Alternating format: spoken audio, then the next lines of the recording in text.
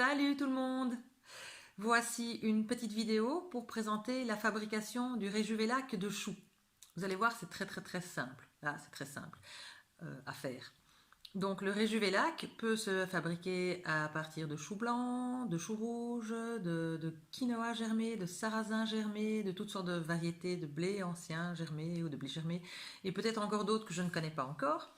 Moi j'ai choisi le chou et même le chou rouge parce que au moins ça lui donne une très belle couleur. Voilà, c'est très joli et ça donne un peu envie au moins par la couleur parce que voilà, autant le dire direct, c'est pas vraiment pour le goût qu'on le consomme, c'est plutôt pour les bienfaits. Bon, cela dit, le goût n'est pas horrible, hein, on s'habitue et même à un moment, on y prend goût, on y devient accro, voilà. Mais c'est vrai que c'est pas, voilà, ne le faites pas juste pour découvrir une boisson avec un goût fabuleux. Non, faites-le si vous voulez bénéficier de ces extraordinaires propriétés alcalinisantes, anti-inflammatoires, etc. Voilà. Donc, en avant, c'est très simple, vous allez voir. On démarre. Je choisis un beau chou. Voilà, je le coupe en deux, je retire la feuille extérieure et je tranche mon chou le plus finement possible pour en faire des tout petits morceaux.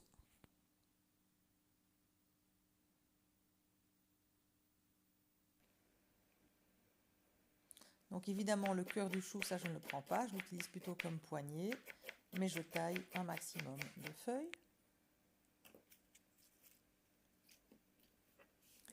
Et je les taille encore dans l'autre sens pour avoir des petits bouts très fins. On pourrait même le passer au blender, mais je trouve que c'est plus facile au couteau.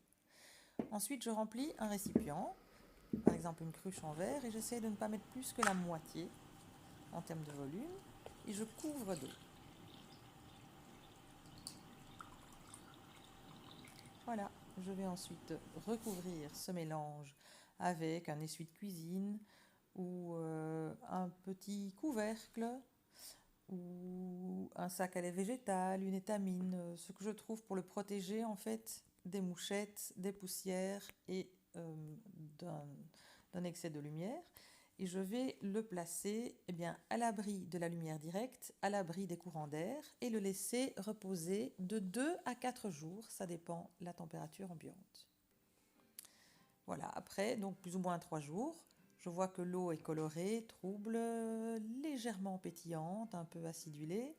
Je retire les feuilles de chou qui sont à l'étage supérieur et qui ont un petit peu changé de couleur. Celles-là, je ne vais pas les garder. Et je filtre le mélange. Et donc ce jus rouge qui arrive dans ma bouteille, c'est votre réjuvelac. Ça, c'est ce qu'on cherche à obtenir. Voilà, ça c'est précieux et c'est 1 à 2 verres par jour. Voilà.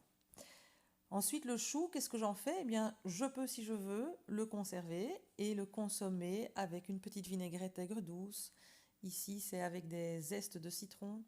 Ici, c'est avec des myrtilles surgelées, des feuilles de menthe, un petit peu d'huile d'olive, voilà.